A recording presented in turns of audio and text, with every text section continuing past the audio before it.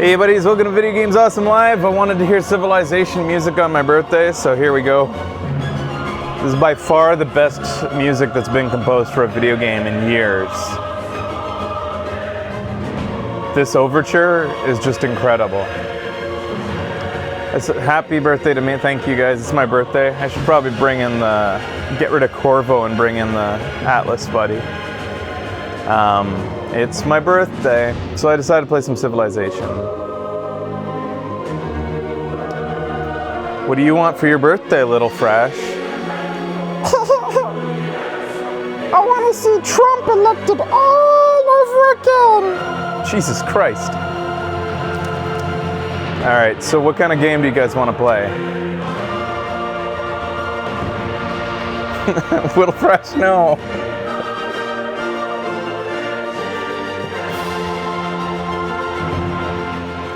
You can't control that guy. You don't, I don't know. Make America great again! Get rid of all the Mexicans! There's too many rapists these days. Oh, baby Fresh, that is not a good outlook on the world. I don't know. I haven't met any of them. They're probably very nice people.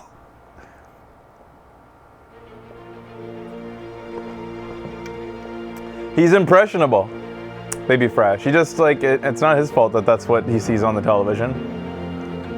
So, what do you guys want to play? I'm just gonna show you guys some like, people, I think some people really enjoyed watching me play Deity. Some people were surprised I play on Deity, but like because of the AI, which isn't the best part of the game, you kind of have to give the computer that kind of a leg up, I think, to have any kind of, however, that leg up is huge. That leg up that they get is massive. Does anybody know the exact benefits that the computer gets? Okay, I gotta get rid of all my clothes here. This is just annoying, I don't know why I left all those right there. Does anybody know the exact benefits? It's like, I feel like they get an extra settler. Like they start with 2 settlers. They definitely start with a builder because their cities, when I see them early on, always have improved tiles right off the bat. And I think they get like 3 military units. And then they have other benefits too. So I'm gonna play as Gigglemesh because he has, because they start with such an amazing of life beneath water. Leg up. You need to give yourself a leg up. I find that the guys that have the best early game are the best chance you have because over the course of the game, it will even out. You will be able to even the odds over the course of a match.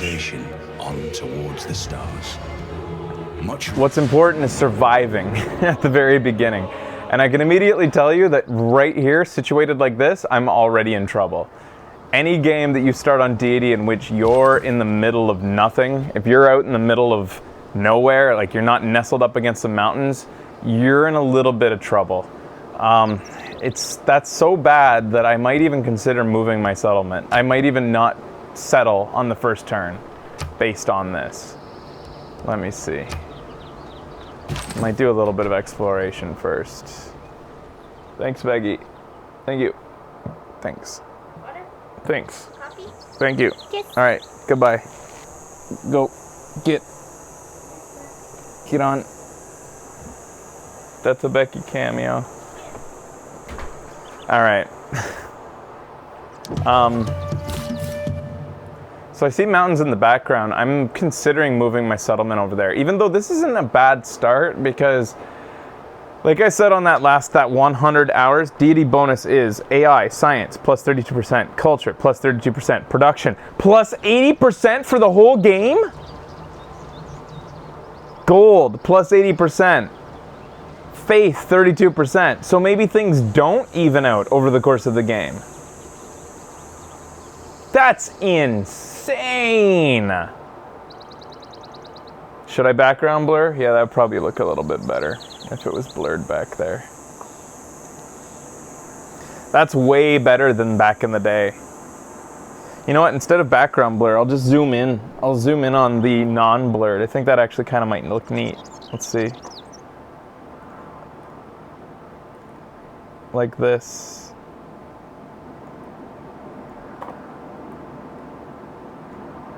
There.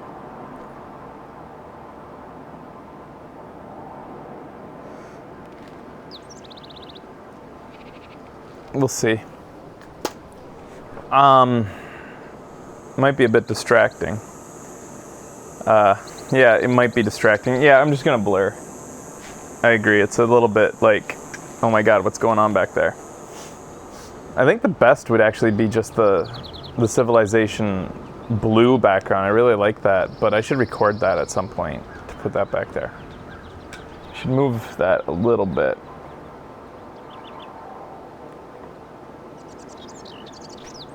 There, now you don't have the blue square constantly at the top left. So, nowhere I go is going to be safe on Deity here. So like I said on the last episode, production is king. 40% combat experience bonus. Nice. And it looks like there are some barbarians right next door.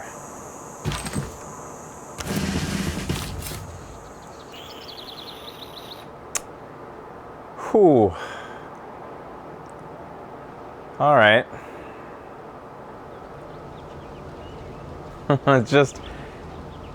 It's not good where we are. This is really bad. I've played enough of these to know that this is a bad start. 1, 2, 3. I just want to be within. Okay. At least I have 3. I am starting with 3 luxuries, which is nice. Being surrounded by river is nice as well. I'm probably going to settle right here so I can reach all 3 luxuries. Not that that's like the most important thing, but let me just climb one more hill to see if maybe there's a better spot. Yeah, I actually tend to agree with this game right now. I think that might be the best spot, right next to the mountain.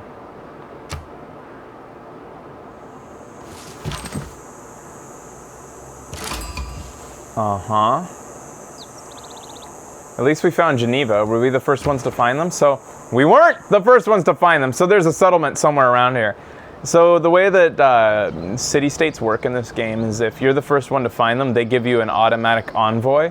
And here's the envoy bonuses. If you have 1 envoy with them, you get +2 science in your capital. If you have 3, you get +2 science for every campus, which doesn't matter till a little bit later when you build a campus. But getting the first envoy is very key, especially from a science civilization. They're going to give me extra science, which is really good at the beginning.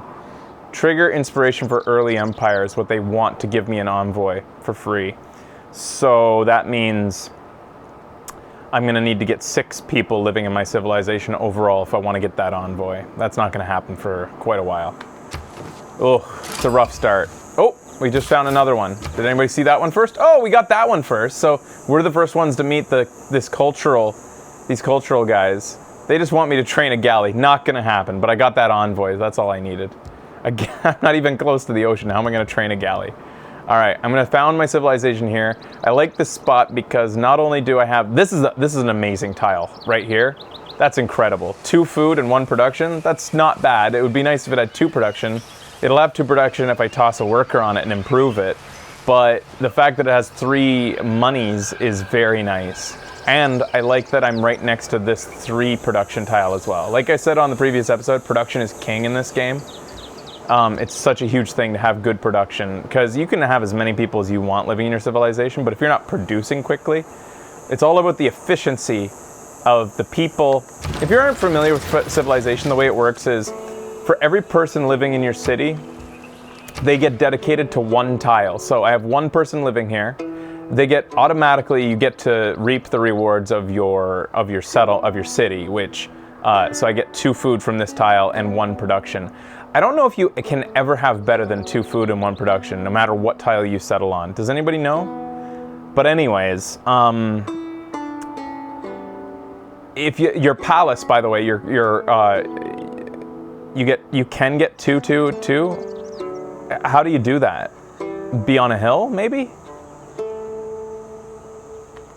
Maybe if you're on a hill, you can get 2 production and 2 food, or like hill next to a river. Anyways, the other good thing about your capital is it gets bonus production, which I don't know where I can see that. Where do I get to see that? Here. You get 2 extra production from your palace, so your capital is always going to be your best city. And I think you get 2 science from your palace, and you get a couple extra gold. You get 5 gold from your palace, and you get 1 culture from your palace overall. Yeah, that's how it works. So your capital is always your best spot.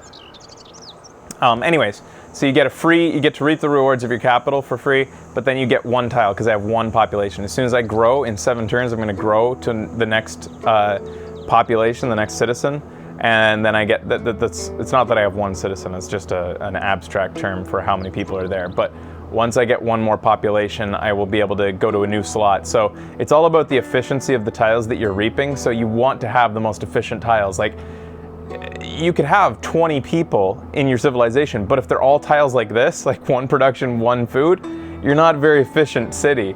Anyways, population growth, by the way, just so you know, happens by excess food.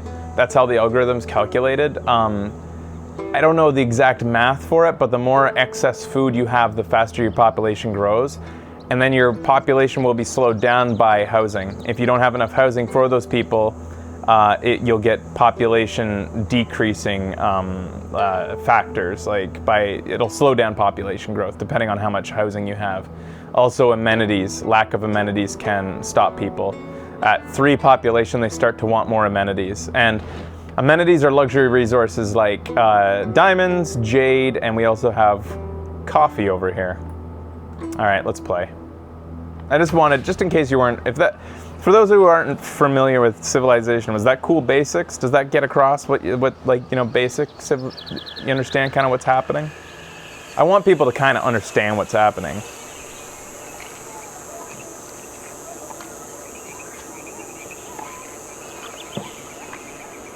So right off the bat, the reason I chose Gigglemesh is because he can produce war carts, which count as a heavy cavalry unit. They're very fast, and they are by far the most powerful starting unit any civilization has. After a little while, they'll be outclassed from science when people progress scientifically. Obviously, these guys aren't going to fare too well against knights, but at early game, these guys are amazing, and that's why I want the leg up against the computer opponents that are no doubt on their way to crush me right now. Right now I'm just using my warrior to go out and scout.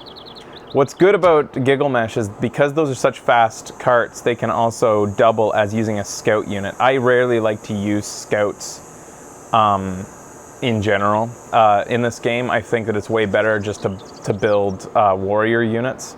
I think that scouts are too slow. They actually slowed them down in this game. They made them not even even though they made it so that they can gain experience by scouting, which is nice. They didn't get to do that in previous games. They still suck. They're slow. It doesn't make sense. They're weak. Just build military and have them do your scouting. They're a little bit slower. They're not quite, and they can't see quite as far, but they're way better. There's no use wasting unit on that. So your first technology, the first thing you want to start researching is usually based on what's surrounding you. I have 2 resources that I'd like to mine, so let's research mining. Your first 3 selections are pottery, animal husbandry, and mining. Animal husbandry lets you start farms and pastures. Pottery lets you start a granary. Sailing you can also start, but obviously I'm not even close to the ocean, so why would I do that? You can also go for astrology so that you can start building holy sites or Stonehenge and start building towards a religion, but you're not going to get a religion against deity opponents. You could, but you would have to dedicate, I've gotten religions before my computer opponents. only 4 religions can be founded, and there are 6 civilizations currently in this world. To beat them to it, first of all, somebody always builds Stonehenge right off the bat, like impossibly fast, probably because of that 80% production buff that the computer gets. And then when it comes to getting a religion legitimately through a holy site, you can just barely make it if you dedicate yourself to just trying to get a religion. And by that point, you're so far behind the rest of the civilizations. If you aren't alone on a continent, if you didn't get lucky and you're not even close to any computer opponents, they're just gonna fucking steamroll you. So just dedicate yourself to making good cities and just don't worry about religion. It sucks, but you're not gonna beat the computer on religion. Unless you're lucky. You could re-roll a few times and, you know, you could restart a few times and get lucky and start off alone and be able to start a religion, and that's cool. There's nothing wrong with re-rolling on deity. Like, I mean, the computer has such a leg up, it's worth cheating a little bit. Especially if you want to play it in a certain way. But I'm just gonna see what I can do without re-rolling here. So we're just waiting on my cart to be produced. 11 turns left. That's probably based on, you know what? I think the city is dedicating itself to money instead of production. So the other thing that's amazing about Gigglemesh is that, you know that little village that I found on this hill and I got a little bonus from it? I don't even know what bonus I got from it. Was it money? I don't know. So you find those little villages and you get bonuses from them. And Gigglemesh gets, I know that's not how you pronounce it, but I'm gonna always pronounce it that way. When he takes out barbarian camps, he gets money from those camps in addition to an extra bonus as though it were a village. So he's really encouraged to spread out fast and go and find those things. So I want that cart produced as fast as possible. So I'm gonna click on my city. I'm gonna manage my citizens and say, you know what? Even though this is the best tile, I was gonna say, just focus on production, go for the gears, but it has 2 food, and in 4 turns, I'll be able to get this and this. So yeah, okay, fine, grow quickly. Because watch here, I'll show you. If I select this tile instead, it says 8 turns. It doesn't change it up there on the city, but it says down here, 8 turns till growth instead of 4. If I change it. So it's probably better off to get 4, get an extra citizen, and then put them on top of that tile. So it'll take less than 11 turns to get that war cart. I just have to wait. And hope barbarians don't destroy me before I build it. Okay, where do I want to go? I guess we'll just keep going that direction. So we know because this city-state had already met one of my neighbors, I know that there's somebody out here somewhere. So I'm just gonna avoid there. The less that the computer knows that you exist, the better. And they're probably already explored all the stuff that I want to go collect over there, so I'm just gonna not bother. Здравствуйте, я царь Петр. Достойный правитель, подобный вам, должен ценить все самое изысканное. Любите ли вы искусство, подобно мне? Germany. This guy's pretty aggressive usually. I'm not going to give you information on my capital. His early game bonus, his bonus in general, is he gets bonus culture and science from any civilization that he sends a trade route to that is ahead of him in culture and science. So he gets pissed off if you don't concentrate on culture and science because it means his bonuses go down. Which is funny, the hypocrisy in that, because he's like, you know, you're not concentrating on culture and science, but the entire thing behind him is that he wants to be behind you, so. Oh, that's Germany. I mean, that's Russia. Did I not say Russia? I meant to say Russia. That was an accident. I know that he's Russia. His other bonus is that when he founds a city, he gets tons of extra territory, kind of like Russia. It's the idea is that, and he also gets bonuses from tundra tiles. I'm gonna go to pottery next. No, you know what? No, pottery.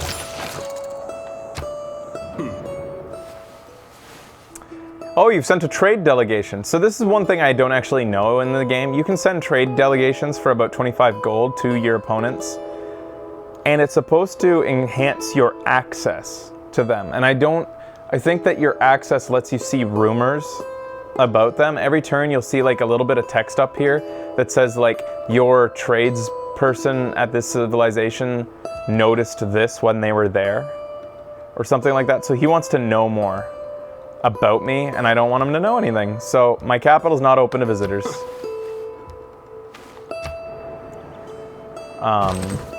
Yeah, so every so often, like when you pass a turn, you'll see some text up here that says like, Germany is now working on Stonehenge or something like that. It's just information that you get to use for your, you know, how you want to adjust your playstyle based on what they're doing. My warriors, oh, that must have been the bonus when they collected that village earlier, was they got combat experience for free. We'll make it so that they're good, just +7 combat strength. Did I say Germany again? I'm not gonna be able to stop. I don't know, apparently. I'm not thinking straight, I don't know why. Sorry. Nah, yeah, that's what I'm doing, I'm just trolling. Whoa! Uh-oh, you know what there is up here? Oh, that's actually kind of lucky. I guarantee you, right over here is not Yosemite. It'll be, what's the natural wonder that's going to be right here? Yosemite would mean science tiles. It's going to be, fuck, I forget the name of it. Kilimanjaro, yeah. It doubles the, yeah, watch. Several closely situated. No, it's Torres del Plain. Tiger's teeth dramatically soar about a kilometer into the sky. Mount Rushmore is not a natural, natural world wonder. That didn't happen. Torres del Plain doubles the terrain yields of all adjacent tiles. That is an amazing world wonder, and I need to get there as fast as possible. I'm gonna settle a city right next to it. Maybe 2 cities, actually. I'll settle. Wisdom, but authority. Okay, so makes a law. I've hit my first civics. This is new to Civilization. They have now you get science and civics have their own trees, which is really cool how it's shaken up the game. And Code of Law is the first policy that you get, and it's automatic. And as soon as you get there, you get to form a government, which is just chiefdom. You get 2 slots unless you're Greece, and they get an extra wildcard slot. I like to dedicate my economic policy right off the bat to God King, which gives you faith and gold. That allows you to start, so you get 0 faith at the beginning. So if you're not building holy sites, this is your only way to get faith right off the bat. And I want faith so that I can found a pantheon so that I can get the bonus from that. What bonus I choose from my pantheon, we'll see once I get there. 25 turns until that happens. Then I want +5 unit combat bonus against barbarians, because no doubt I'm going to be having to fight them soon. Set that policy. Let's move on. Let's jump up here. Okay. Yeah, so now that my war card is built, I might build 1 more war cart and then start working on settlers so that I can go found a city up there. Harald Sigurðarson stendur fyrir þér. Aldrei var víking slík landsnja lagar. Ertu hræddur? Yeah, he's one of the more aggressive opponents. He's probably the most aggressive opponent, actually, outside of Teddy Roosevelt. He's offering for me to see his capital, but I don't need to show him mine, so I'll say, yeah, okay. Where is he? Ouch. He's gonna be aggressively coming after me in a second. He's very close. That's his second city, though. So his real city is probably over here. So where the hell is Tsar Peter, then? I thought he was the one from down there. I don't even know where he is. I don't even know how I met him. It must have been a passing warrior saw me or something. Anyways, I have to choose a new civics policy. I've apparently discovered a second continent, which I think is a glitch. Sometimes you'll discover a second continent even though you can't even see a continent, like anywhere near. The game just like decided one of these tiles was a second continent.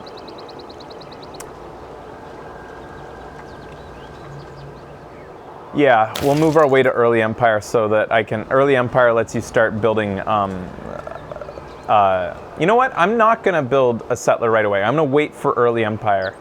I think that this area is probably safe right now, but let's check. So you don't have to worry about...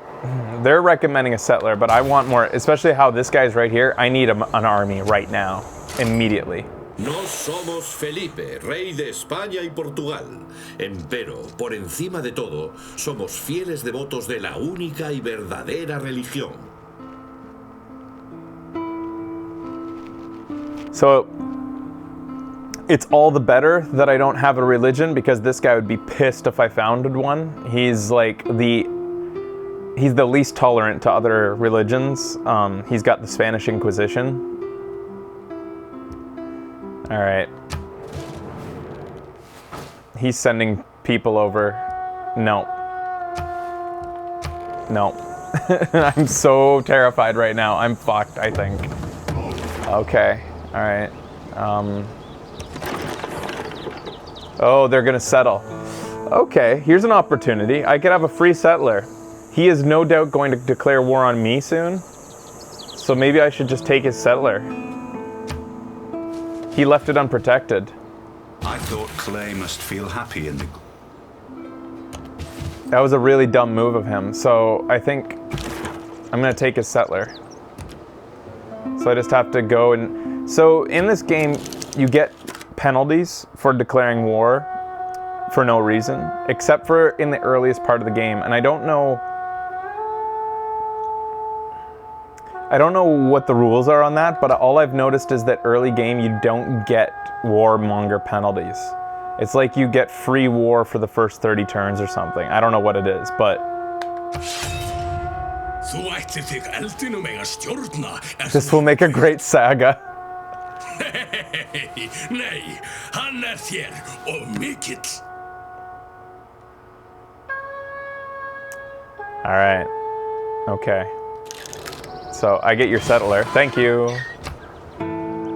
Now I'll escort these guys back. And we'll get to go found a city for free now. Up here, I think. They're recommending over here? No. Up here is amazing. Why would I not found up here? On Deity, you want your cities to be close to each other because you need to be defensible, but I don't think there's much of an opponent up there, so anyways, let's just... We'll see. Maybe I should explore on my way there, just to see, or we'll see. Okay. Next up, let's research animal husbandry. We're probably gonna want archers soon, and for whatever reason, animal husbandry needs to be researched before archery. I don't know how that works, but... Ваши люди жаждут познания и красоты. He's already pissed. Увлекаетесь наукой и искусством. It is literally the fucking dawn of civilization, and you're pissed off that I haven't started art and science. We are in the cradle of civilization right now. We just stopped beating each other over the head with clubs, and you already think we should have art and science.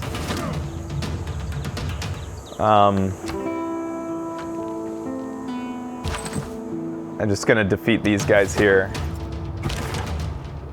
as I make my way north. So, see, declaring war on the Vikings wasn't a bad thing because he probably, like, I mean, he has a better army than me, no doubt, because he started with one, but he's making his way north. He's thinking about it. I don't think he's going to be ready to go to war, so I'll be able to take this settler without any worries.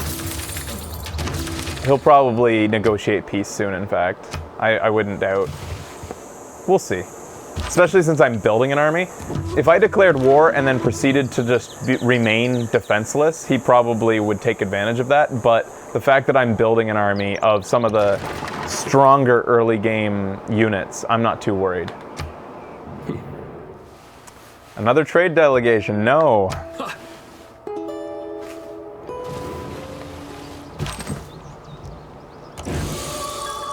Oh, I just got a boost towards my Pantheon. 20 extra faith from that village. If there are no dogs in heaven, then when I die, I want to go where they went. Okay, so let's research archery. And my Pantheon, I'm thinking my Pantheon, since I'm not seeing anything around me that's particularly common. So your Pantheon is usually going to be, your decision is going to be based on what is around you and what you can get a boost from.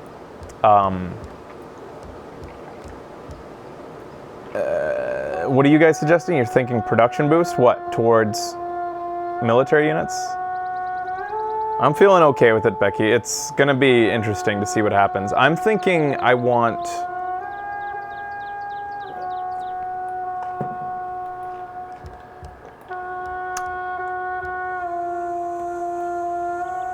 I don't have floodplains around me. Did you see 3 marsh tiles? Let me check. Oh, wow. I wasn't paying attention. This is a floodplains, this is a floodplains, that's a floodplains, that's a... Wow, I was not paying attention. Thank you. All right. This is one of my favorite ones to go for, too. My other favorite one is extra food from camps. But it's rare that you're near a lot of camps. Way less common than having a lot of floodplains near you. All right. He's on his way north with a scout and a warrior. Positive aspect of trade, I suppose. Since we've got our Pantheon, we don't need faith anymore. I think I'm going to dedicate more production. So plus 1 extra production for my cities. That's better when you have multiple cities, but it's still okay to have when you have just 1 city. All right. So where do I want to found? What's the game recommending?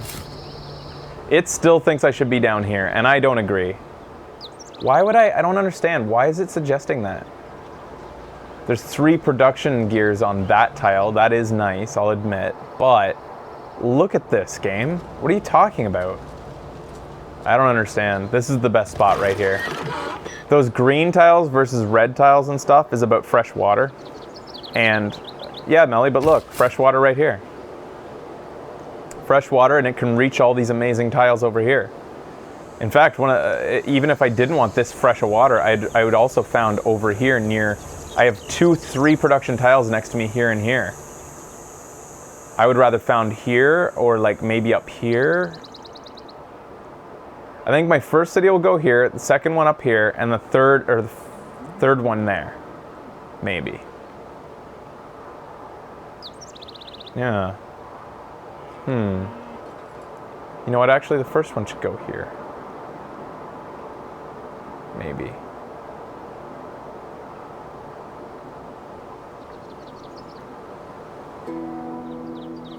In Civ 5, the suggestion usually took into account strategic resources you can't see yet. Are you serious?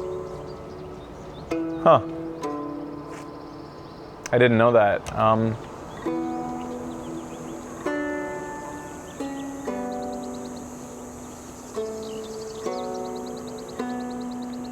Yeah, let's go for production. We'll send it over there.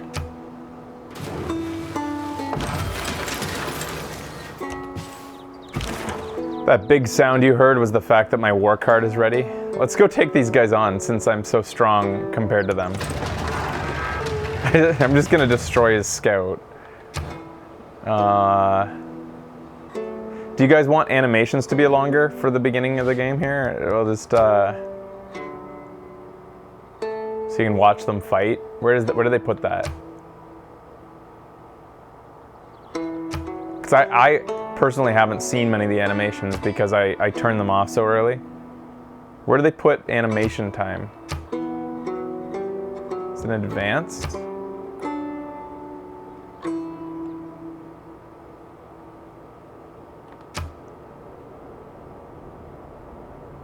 Quick combat.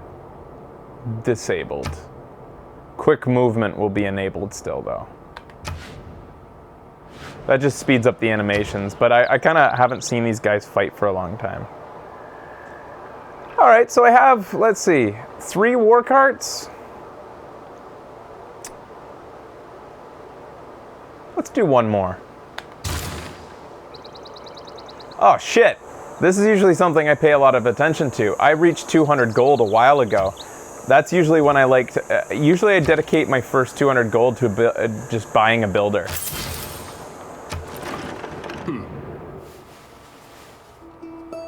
Our capital is not open.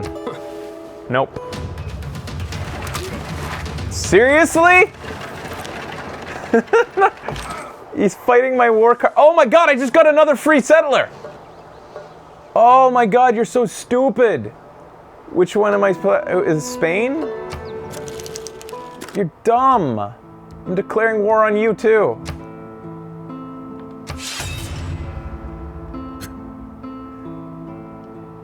He's not happy. I'm happy. You are not settling cities that close to me.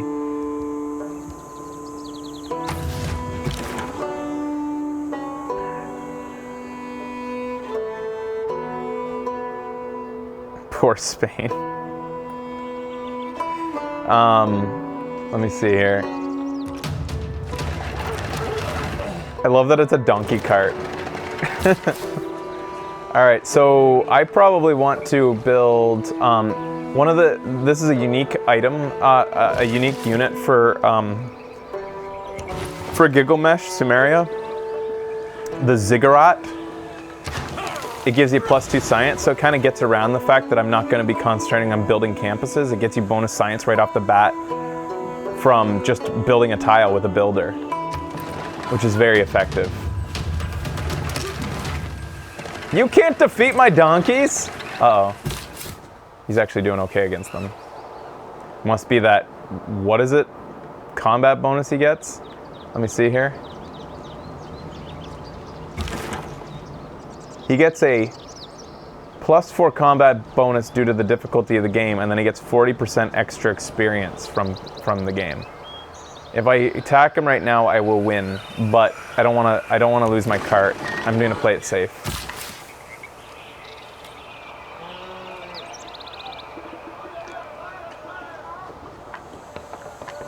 How come I can't build a mine?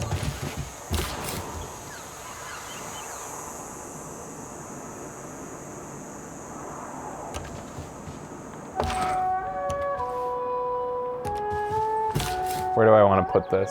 I'll put it there.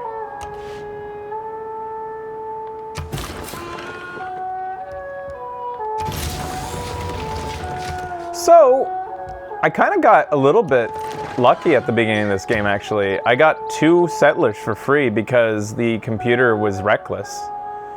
I'm going to start this by building a trader with this civilization.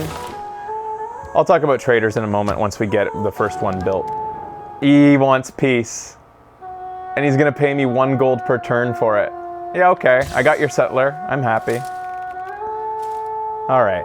He took off the helmet. We're good.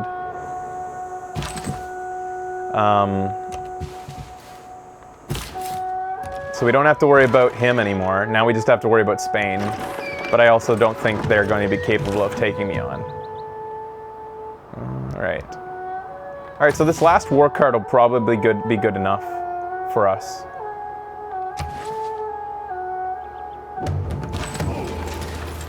That sound means that a barbarian, there's a new barbarian settlement nearby. The game doesn't let you, you have to go search the map to find out where it settled, and it's right here. But sometimes it's like really hard to find. When you find like, and that's dumb because like when you find one of these villages, you can click the icon over here and it will zoom in on the village that it found. But these, it doesn't let you know where it was. So sometimes I'll find that I just can't find it. Like it's like a Where's Waldo, and then the barbarians start to build themselves up in the background and you're fucked. Oh my god, look at all this coffee. Holy shit. I might be able to corner the market on the coffee luxury, and if you do that, that means every other civilization wants a piece. But there's Spain. They're gonna get some coffee. Yeah, I shouldn't worry about that. I shouldn't try for that.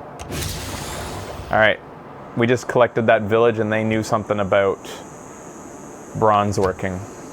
That actually wasn't a great thing to get. Oh yeah, do you guys know what's going on with those eureka moments? Every technology and every civic policy has a eureka that gets you quicker to it. So you use your culture points and your science points to research technological innovations and civic policies, innovations in government and philosophy.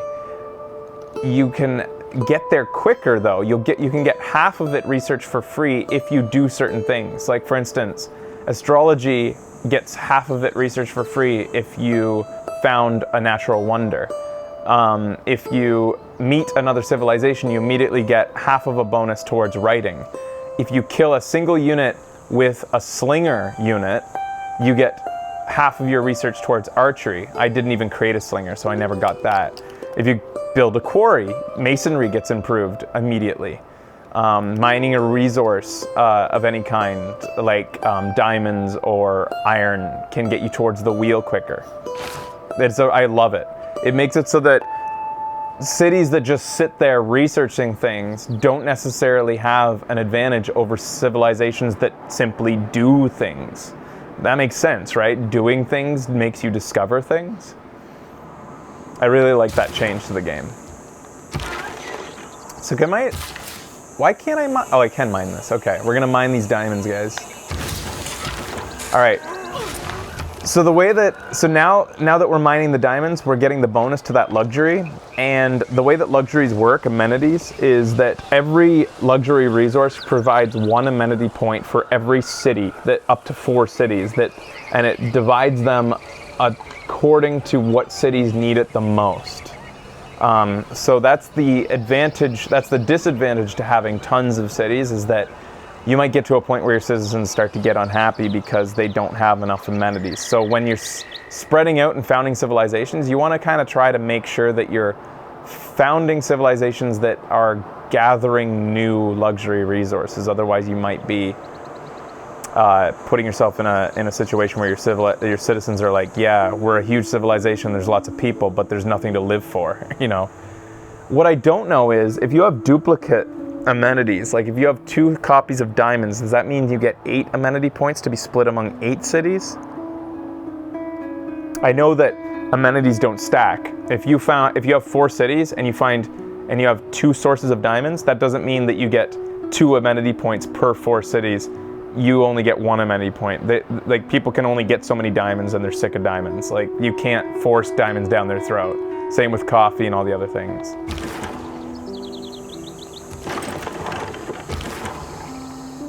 All right. Where do I want to send my war cart? Let's go knock on the door. Well, yeah, let's go actually take down those barbarians that just appeared. And then let's go knock on Spain's door, just in case they're getting any cheeky ideas. See, somebody just built Stonehenge already. That's really early. Ah! Okay, I shouldn't have sent a half-health warrior into Spanish territory. Forgot he was half-health.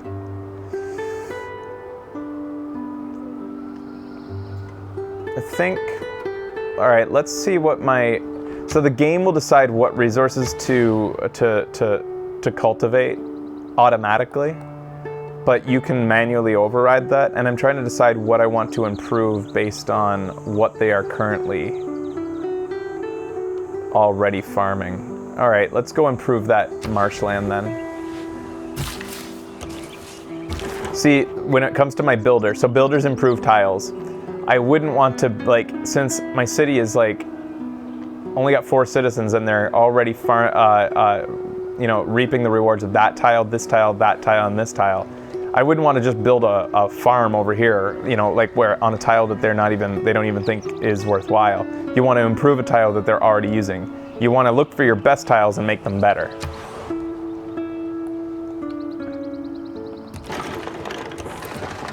Just exploring with one of my war carts.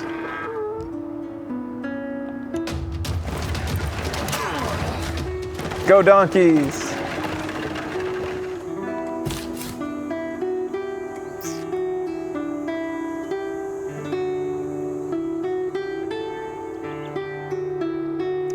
I want to found the city right here, but I'm afraid that the barbarians will take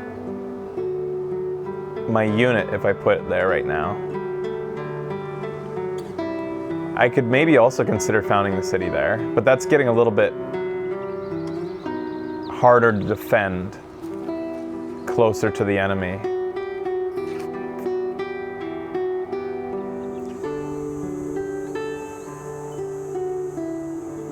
Let's see if the barbarians take my guy. I'll just take it right back if they do. Oh, I wasn't allowed to move there this turn I anyways. shot an arrow into the air. It fell to earth. I knew not where. Yeah, Daverball, you can rush wonders, and I've tried that strategy for Stonehenge in the past by cutting down forests, and you still can't beat the deity opponents. Uh-oh. He's already surrounded me. Oh, that was a bad move on my part. I should not have continued to venture into their territory. I might be able to escape. No, I'm not going to be able to escape. There's no way. I'm dead. Go, donkey. The other cool thing about the war cart is that they don't have a negative effect from anti-cavalry units like spearmen. Usually spearmen have a big bonus on any kind of mounted unit that uses horses, or anything from elephants to horses to donkeys. But for whatever reason, one of the benefits of the war cart is it doesn't receive negative effect from fighting an anti-cavalry unit. Keep that in mind when you're fighting against Gigglemesh's war carts. Let's go for writing and see if we can actually... Should we get masonry so that we can build walls? We don't need writing right away, especially since we have the ziggurats that we can build with builders. Actually, I'd like to know where iron is in the world, so let's go for iron working.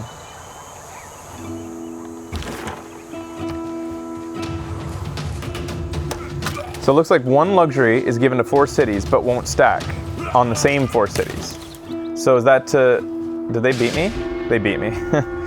Is that to, then, does that mean that 2 copies of diamonds means that you can have 1 amenity for 8 cities then? Okay, good to know.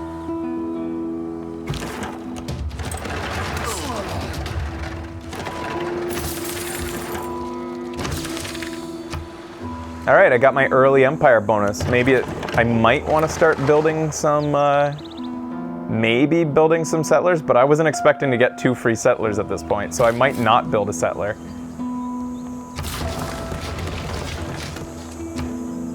Let's, monument produces an extra 2 culture. I'm very low on culture right now. Yeah, let's go for a monument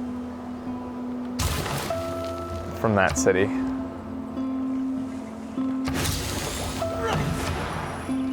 Irrigation Eureka for harvesting that resource, or rather for farming that resource. Does anybody else do that? Does anybody else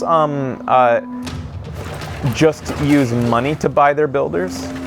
I find that's an efficient way of early game, since builders take time to travel, and usually I want to have builders appear in new cities, and I don't want to send a builder all the way up there. That takes about 5 turns, and I'd rather just buy a builder for these guys.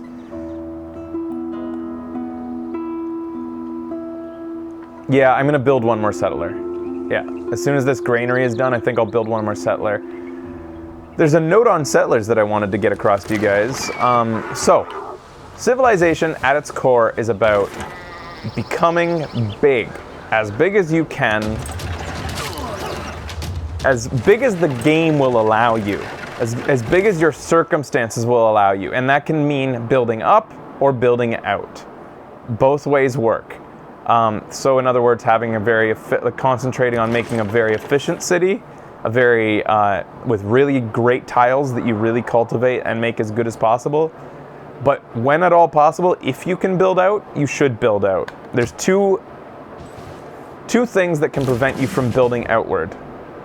Your opponents, and the second would be the limiters that are built into the game, such as amenities. If you build too many cities, your amenities are going to be spread thin, your citizens will be unhappy, and those cities, even though you have many of them, will become less and less efficient.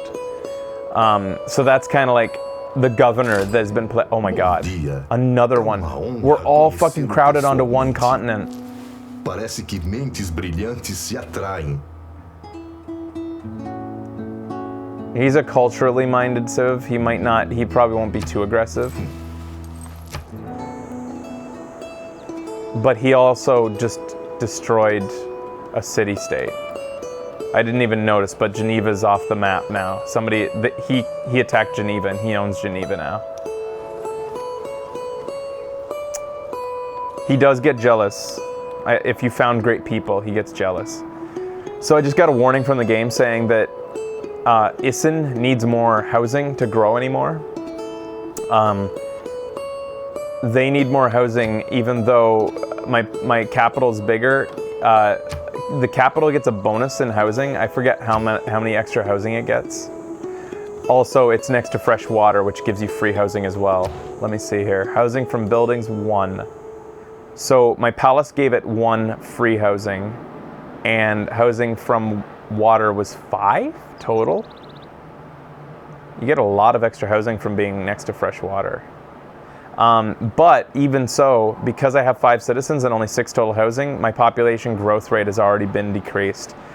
So that's the other reason you want to branch out, because once you start to bump up against housing limitations, I'm about to get 2 extra housing by building this granary. But once you start to get to the limit of housing, that's when it becomes inefficient to have too few cities. Once you build a settler, your population in your city decreases by 1. The settler counts as 1 population leaving your city. And it's just a way to like sort of reduce the amount of diminishing returns you're getting from becoming too big a city.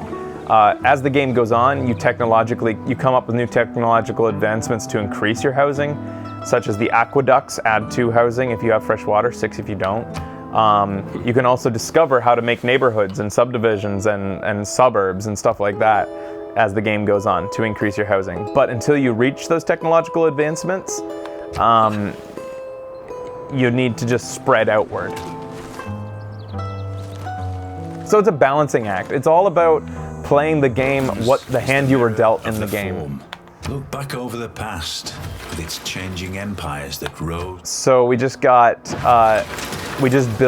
our first trade route, our first trader, which lets us start a trade route. Here's a list of cities and the bonuses we'll get by sending a trade route to them, not the least of which is a road that will automatically build when we build it. Typically, you get the biggest bonuses from sending your trade routes to other civilizations, but you can keep it within your own civilization and get bonuses as well. Food and production usually from keeping it within your civ. Usually it's the biggest bonuses to send trade routes to your capital as well, and you get a road to your capital, which you want to build sooner or later. Right here it's showing me 3 gold from Kumasai in addition to an extra culture point, which I do need right now is culture. Oslo gives me 3 gold and 2 faith. I don't need faith. I've got my pantheon already and I don't need faith anymore since I'm not going for religion. Geneva will only give me 3 gold and it will build a... Geneva's owned by Brazil, I can't believe that. But it will send a road through my capital, which would be nice to have that road set up. And this one just goes straight from here to here. That's not really a very effective road. It's an extra culture point, but it's not the greatest road in the world at all.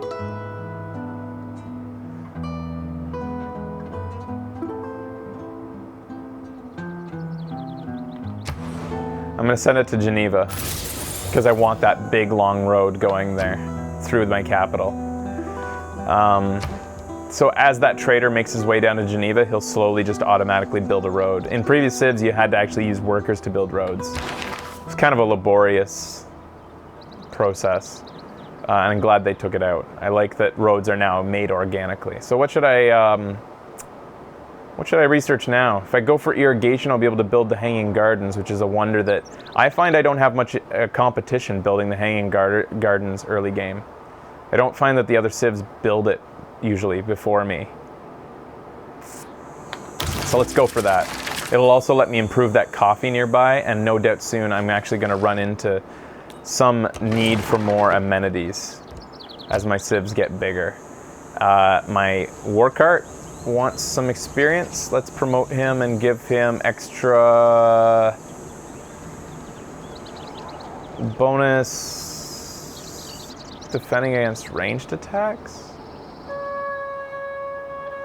This one helps when attacking, but I don't see any opponent that's ripe for the picking. I don't really want to take his city, because no doubt he could take it back right away, because I think that he's got a big army and a big city right next to it, so that's not like an easy, and he's not even got a great city. It's not even that good. I don't want it. So usually you'd want to like go along this route if you were planning on attacking. Taking down fortified defenders is something you want to do if you're an aggressor. I'm just going to go for defending against ranged attacks. That'll make him a more all-around unit, my war cart. Next up, let's go for craftsmanship, which will allow us to...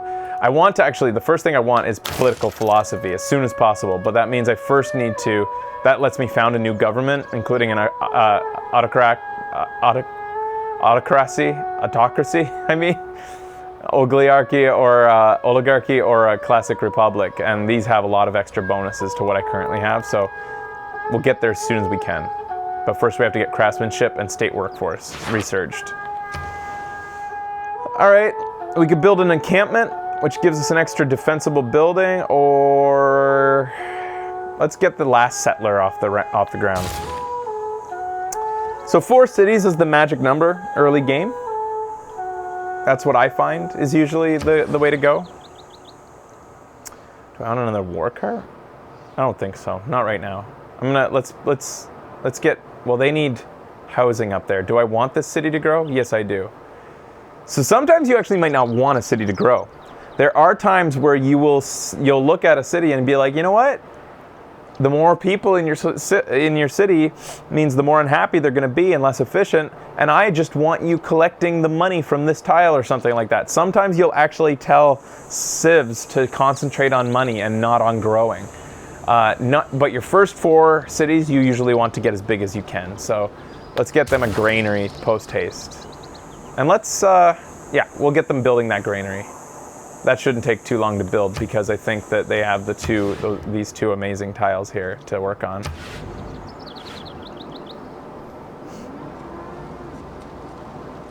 Oh, you totally want to go to 6. I would skip playing Civ 5, Joe.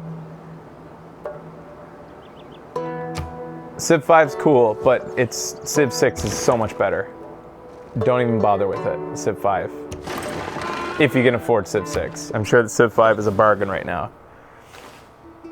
He's telling me that we're lazy, unworthy, and produce nothing. We'll be forgotten soon. Thanks.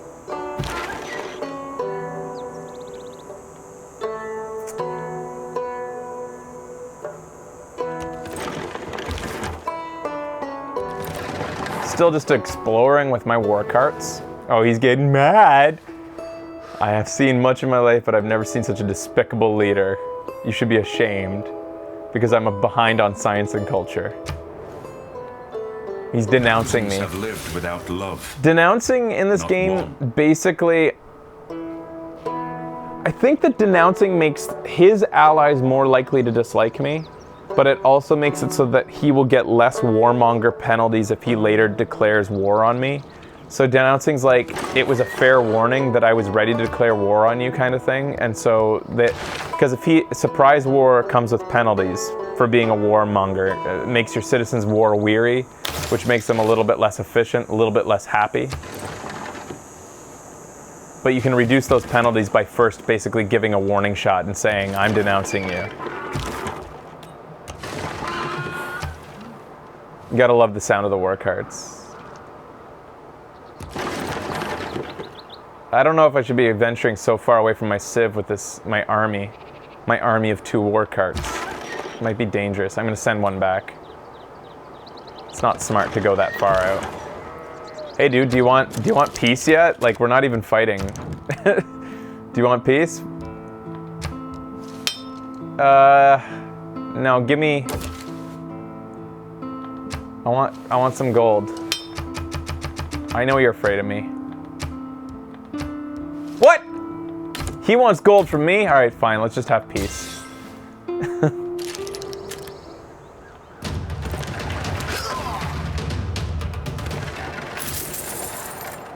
Got a lot of extra gold from taking... Oh! Oh! You fucker!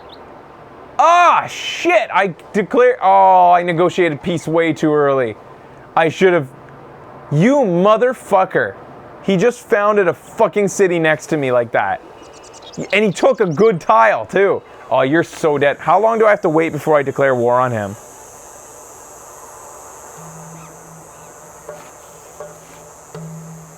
No, fuck you. I'm loading the game back up. I didn't notice that city.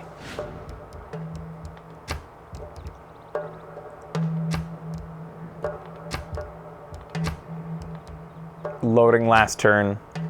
From the first stirrings of life beneath water, to the great beasts of the Stone Age, to man taking his first upright steps, you have come far. Now begins your greatest quest. It's too bad I didn't notice the settler coming in. I wouldn't reload if I had not noticed, like I wouldn't reload to stop the settler from laying down a city, because that's cheating. But in my opinion, I should have known that a city was there, because why wouldn't one of my advisors have told me? Just because I didn't study every tile on the, map before I declared peace. I don't think that I should be forced to live with that city.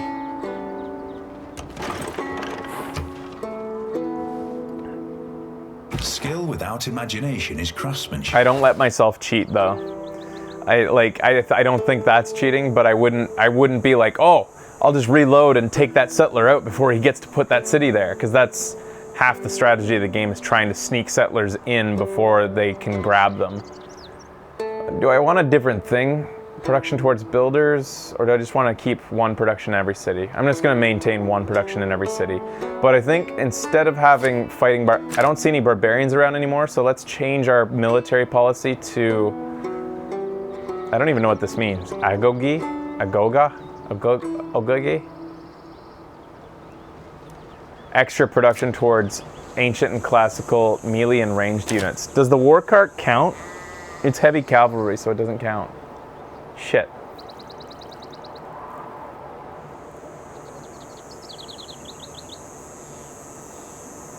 Huh. Might as well leave it.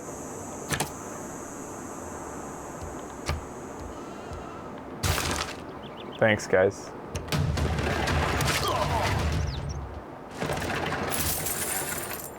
Anyways, before I went nuts, I realized that I could send out a builder.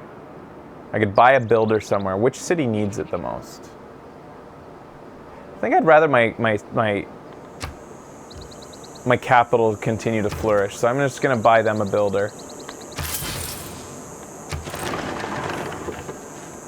So, one other way to get housing is to build farmland. Of the human condition to want and to that's share actually things, another new improvement to the thoughts, game. Ideas, opinions. That's another new change that makes complete sense. If you have farms, people can live on them. So every farm you build gets 0.5 housing points. So every 2 farms gets you an extra housing point. And that I love that change to the game. Let's see here. Unless it was in Civ 5, but I don't think it was. Let's get a water mill going. I want water mills soon. All right, let's... Okay, what are you guys actually concentrating on right now? Okay.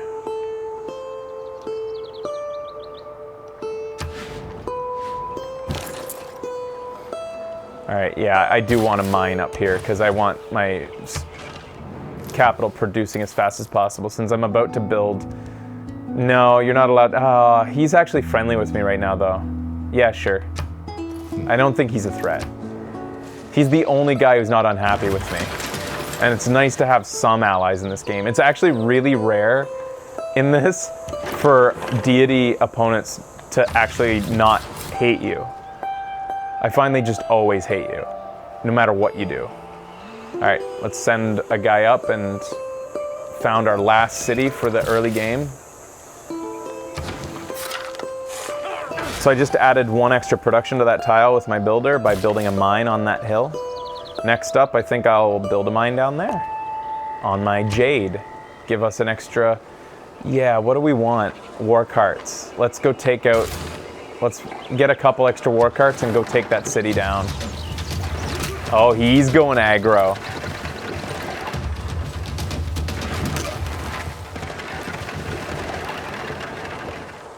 All right, let's do this. So when you promote a unit, once they get enough experience, you can promote a unit. And that actually heals them up as well as a bonus. It takes the turn though. Let's go for fortified defender bonuses since it looks like I am going to be an aggressor now, despite what I thought earlier. War carts for everybody. War carts, war carts. Every city is producing war carts now. Dude, you shouldn't have done what you did.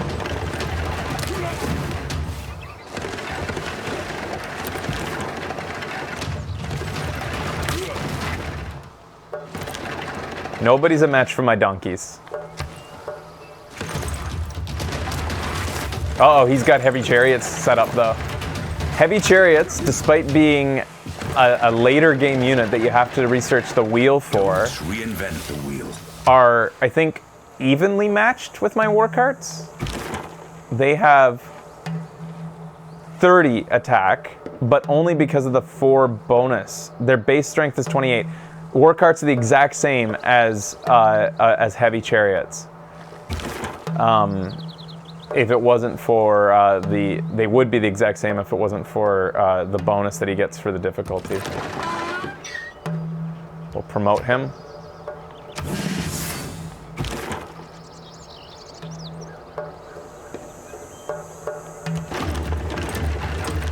Taking your scout. Maybe not. You can't take a scout. I was just gonna beat him.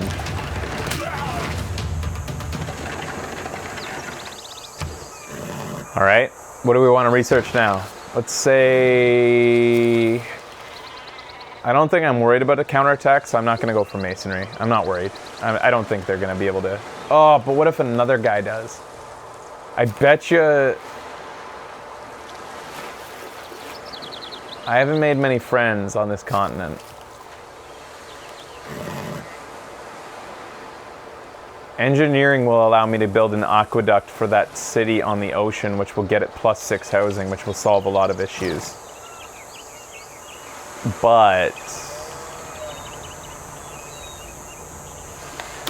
we need to build walls. You need masonry to build walls. So I discovered ironworking, but I don't see any iron on the map.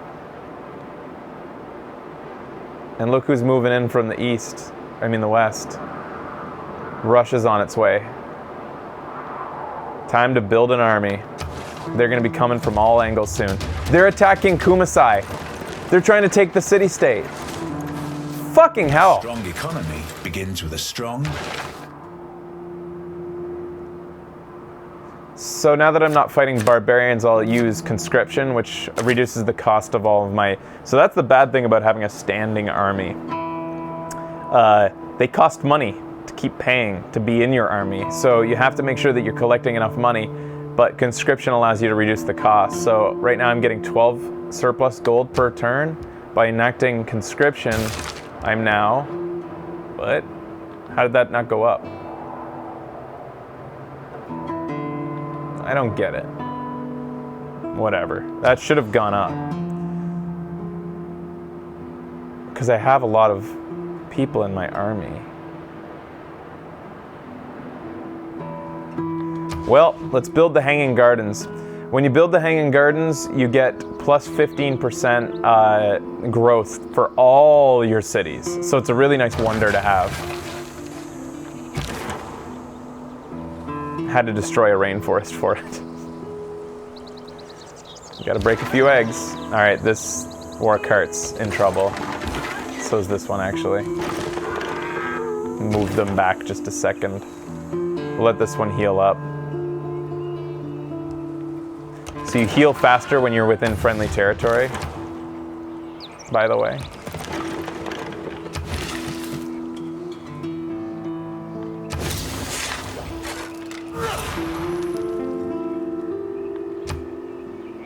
My apprenticeship eureka happened. Oh, really? You want to pay me now? No.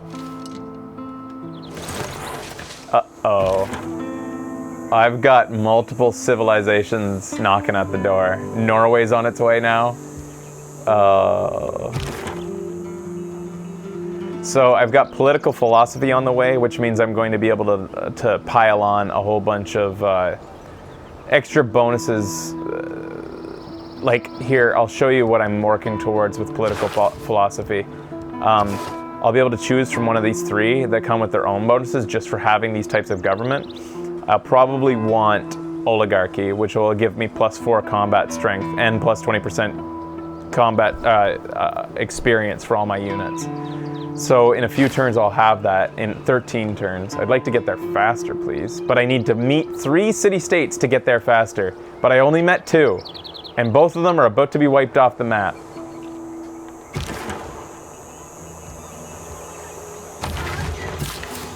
Things might not go well for me here.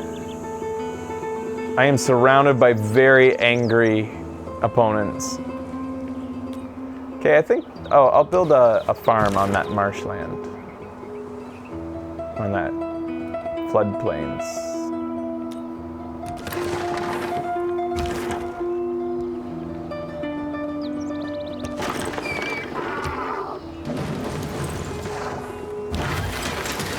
So Russia just took Kumasai, and he got all that extra territory when he did it. Fucking Russia, man.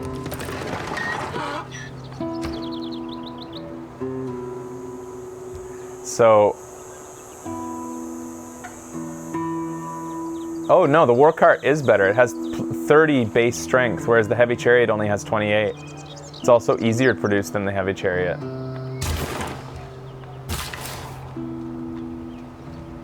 I can't build a farm? I thought you could build a farm on floodplains. Huh.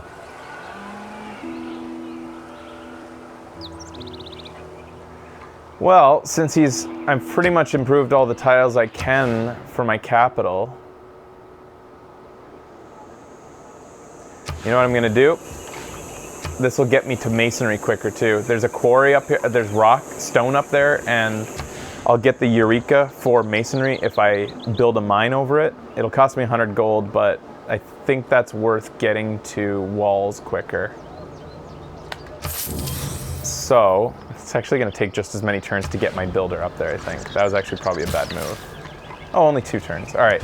So I'm sending my builder there, and so in 1 turn, I will stop. Actually, just in case I forget, I'm going to stop researching masonry. I'll go back to it.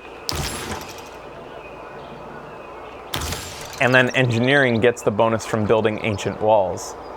So everything kind of like stacks. Can't build ancient walls until I've got masonry researched. Oh my god.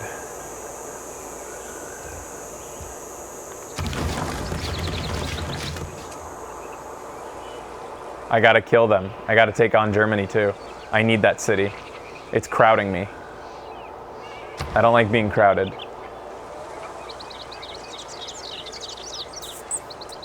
If we had walls researched, I would start building walls for this city right away because it's no doubt going to be a major attacking point.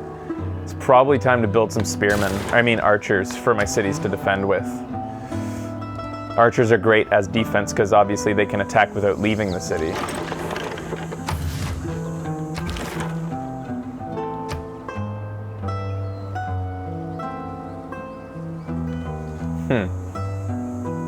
So you don't want to attack over a river. Attacking over a river gets -5 damage from, what is it? How does it go?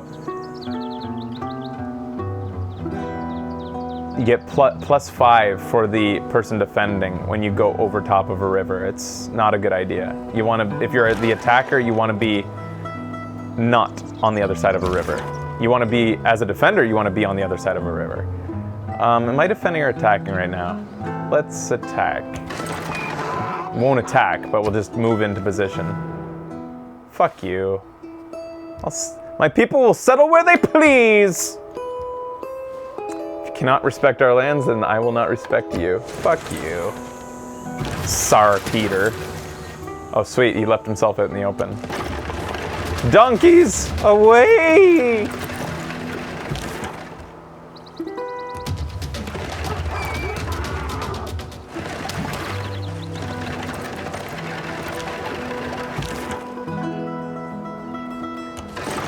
Uh-oh, he's mobilizing his army. Alright. Let's build archers. Archers are also good on the attack. Maybe I should... Oh, I can't build a battering ram until I've researched masonry. You can't know how to take down a wall until you know how to build one.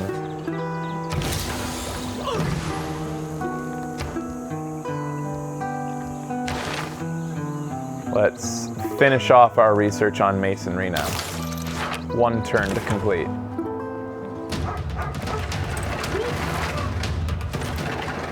Yeah.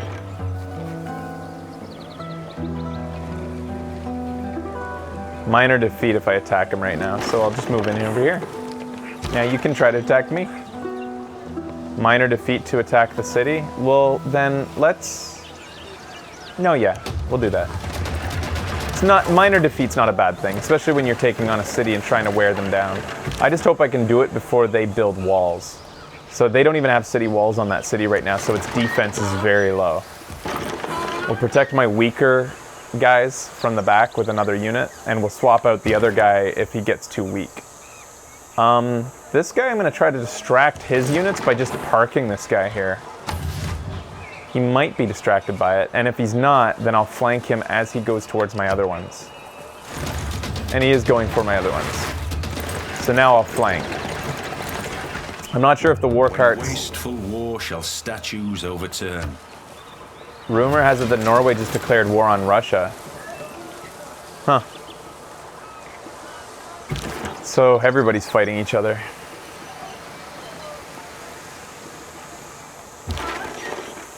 I'll heal up for one turn with this. Or maybe... Oh man, he's got a lot of people coming up through the mountains.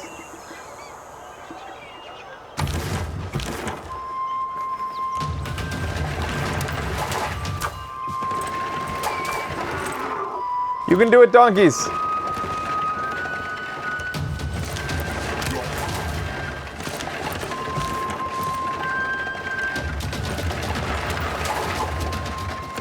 I might lose a donkey or two here, but we're doing okay.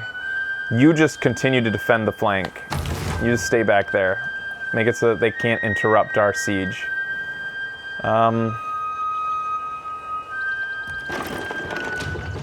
Just gonna keep this guy occupied so he can't get involved in the battle. Let us research.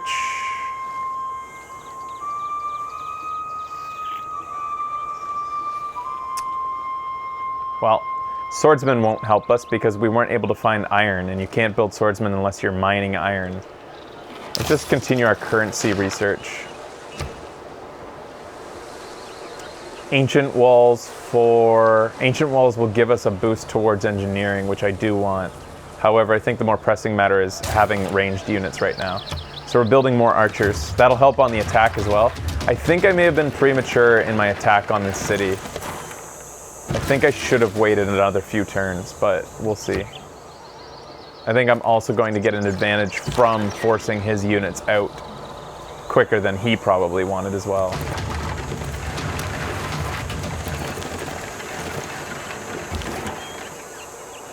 So it'd be kind of silly to attack with a unit this damaged right now, so I'm just going to heal them up while I wait for reinforcements. Yeah, I think the city will probably actually heal before all that damage I did, which kind of sucks.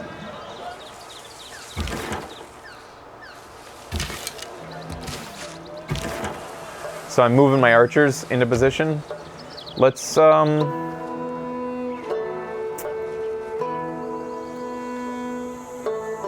build a battering ram. That'll help take down that city. And I have a feeling he's going to have walls put up on that city soon. He's no doubt building them right now. For this guy... He can hold the fort. You can do it. You can do it. He might... Yeah, you can do it. So it takes fortifying. What I've been doing is hitting that heart icon, and that means fortify till healed. You can also click this just to say fortify forever. Fortification gives you a bonus for being fortified, for digging in, like digging a trench and digging in your heels. But it takes 2 turns to do so. You have to move to that spot and then 2 turns waiting as fortified before you actually dig in and get that combat bonus. So I think I'll have it next turn for this guy, which will give him a bit of an advantage, though he has an advantage being about to bring in 2 units versus him. We'll see what happens. You can't bother yourself too much with all the math. Just play the game. He can't go any further right now. Welcome to Donkey War. So all my units healed, but so the city. It was premature to attack that city so early. We'll build ancient walls here. They're going to be very necessary for that city. So once you've built walls for your city, the city can then attack. Before you build walls, your city can just sits there. And the only attacking you can do is if you have archers within the city, like a unit that can attack within the city. But once you've actually built walls, the city becomes a unit that can actually shoot things at the opponent. Let's block my archers from being attacked by this chariot. I should have actually weakened the chariot before I attacked with my donkeys, with my archers. That was the wrong order to attack.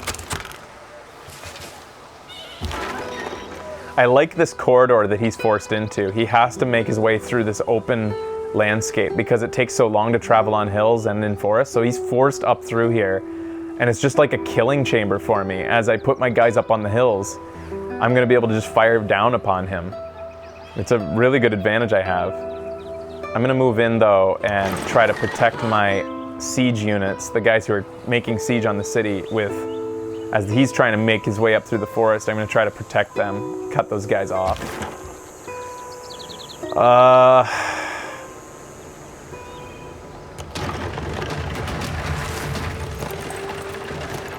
Probably be able to take this guy out next turn. We'll fortify these. We're gonna just have this archer dig in. He's gonna protect that city.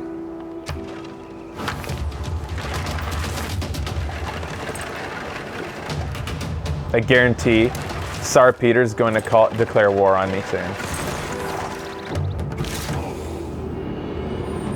We've just reached the classical era.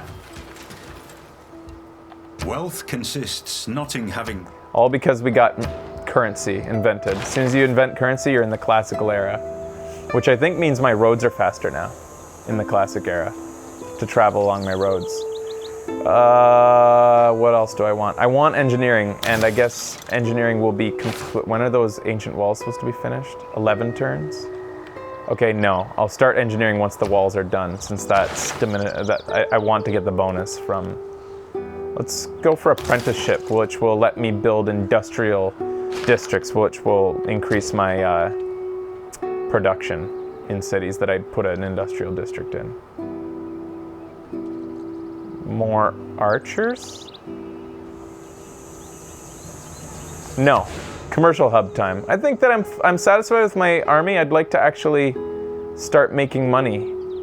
But no good spot to put it. And I don't want to buy a spot just to make a commercial hub. So let's wait on that. Let's actually make a campus. Also no good spot. This city actually wasn't maybe the greatest place to put this. I don't know. But it's next to 2 great tiles. Let's build ancient walls then.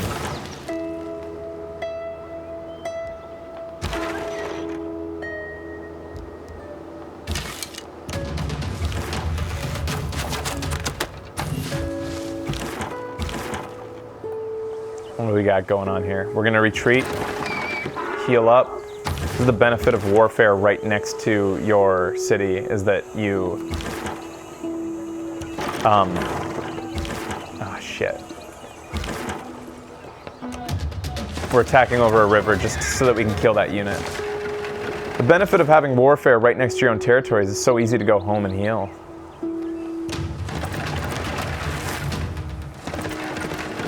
Can't believe we didn't kill those guys. They were almost dead.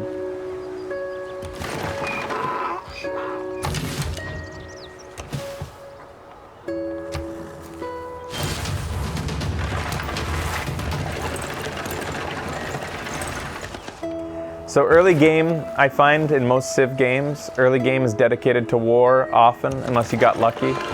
And then once the war settles down, once everybody's settled into their territory and is happy with their cities, then it's time for like a second round of expansion. Then everybody starts to branch out more, settle more cities, and then usually another round of war, depending on where you settled those cities and how people feel about where you settled them. It's kind of an ebb and flow of war.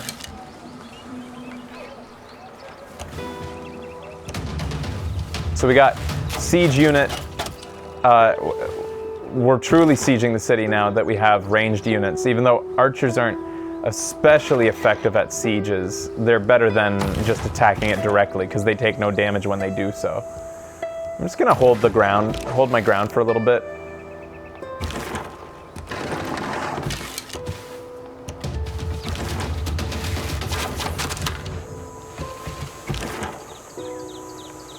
Just let this guy heal up while we wait. It's nice to park yourself in a forest because you get a bonus for being in ideal terrain when you're in a forest. Oh wow, look at his army. We still have the advantage though because he's using shitty little units. What? The power of being on deity, you son of a bitch, you shouldn't have won that battle. Holy fuck. Deity difficulty.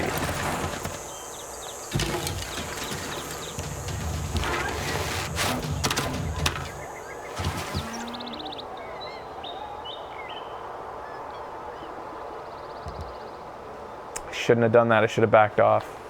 I think this donkey's dead now too because of that. God damn it. What arrived for my birthday? Oh, it's another drone? I didn't cancel my order with Apple. I pre-ordered with both Apple and DJI, and so by the time I went to cancel the Apple order, the second one was already shipping, so I just have to return that one.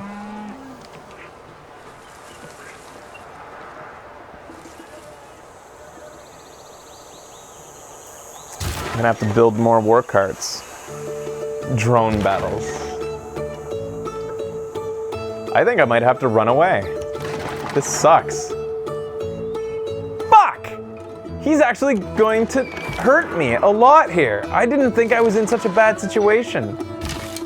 I got overconfident, guys.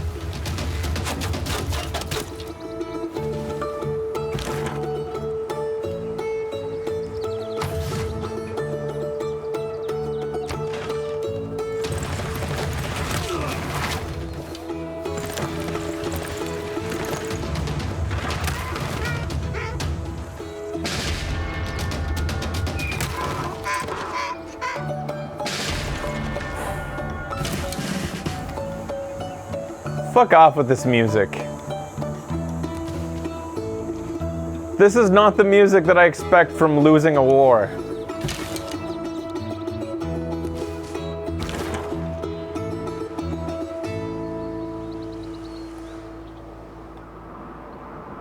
Fuck this. And that's how I play Civ. Because we're seriously fucked. If you lose your first war on deity, you're fucked. You're done.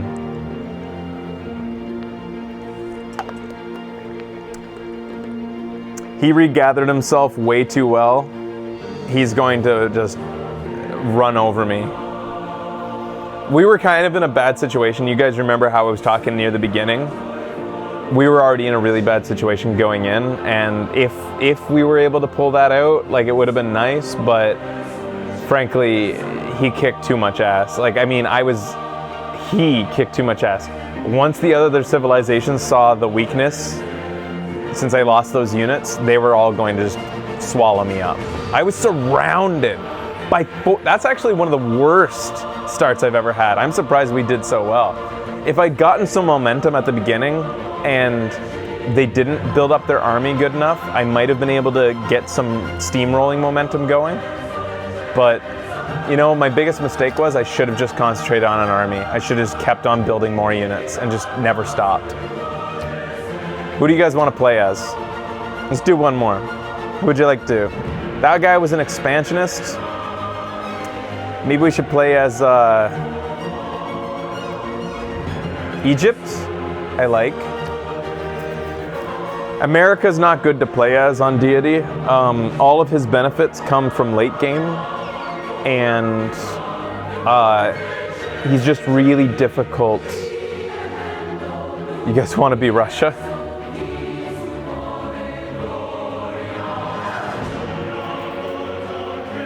Japan is also kind of, well, Japan actually kind of has early game benefits. Yeah, depends. For Japan, you have to get really lucky where you found your cities. You have to, like, your starting roll. Here, yeah, let's try Japan. I don't know.